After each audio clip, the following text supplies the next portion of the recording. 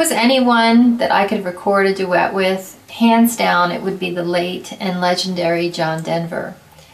I was so influenced by him, even as a child. I remember the first time I heard his music, and I just fell in love with it. I was so moved, and it had so much passion coming forth. And over time, as my own journey began to unfold as an artist, I still continue to be influenced by John, because I started to see how he had impeccable pitch and just amazing delivery on everything, and how all the songs that he sang just came out of the depths of his soul. So that has sort of set the bar for me as an artist, and to do a duet with him would just be the opportunity of a lifetime.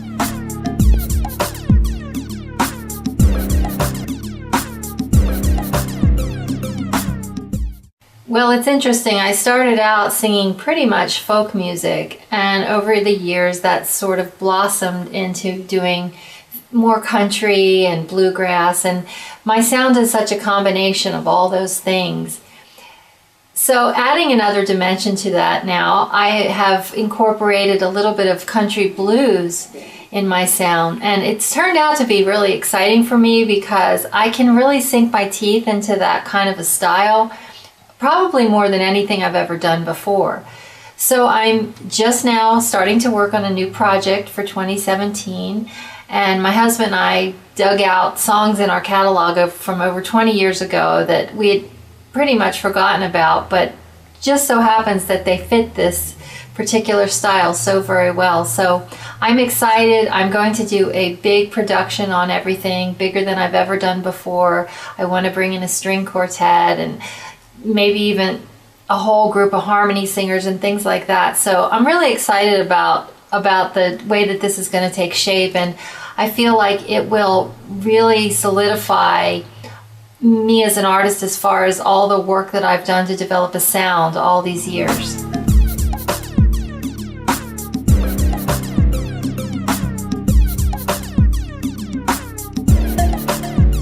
Getting inducted into the Independent Superstars Hall of Fame was without a doubt the greatest honor that I have ever received. I started this journey over 20 years ago, and I never imagined being inducted into any Hall of Fame. So it was just really exciting, and I know that there's a lot of other extremely accomplished artists in there, so I'm also very humbled by that, and it's definitely one of those things that I will never ever forget.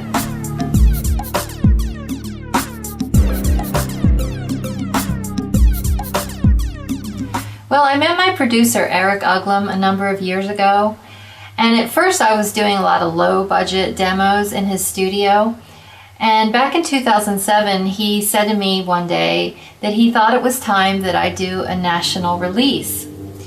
And I asked him, I said, well, what does that entail? And he said, well, we need you to get some really ace musicians in here, and then also to bring in some different harmony singers, and you definitely have to have a much bigger budget than what you've been working with. So through that, I was able to meet people like Hal Ratliff, who is a keyboard player, and Hal toured for years with the Righteous Brothers, and he also toured with Grassroots, and he's just the upper echelon of keyboard players. I have really never heard anyone better myself, so I've been really lucky with that, and he's just brought a whole new dimension of magic to my music.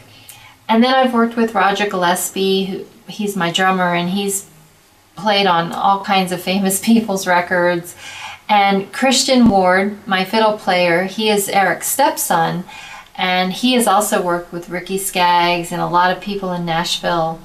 And then Eric's other stepson, Austin Ward, he's my bass player, and he's also worked with Ricky Skaggs, and he's one of the top studio musicians in Nashville now. So anyway, I've just been extremely blessed to have these people on my projects, and I think of to myself, I'm just such a lucky person, because I don't know where as an independent artist I would find these people without looking the world over. So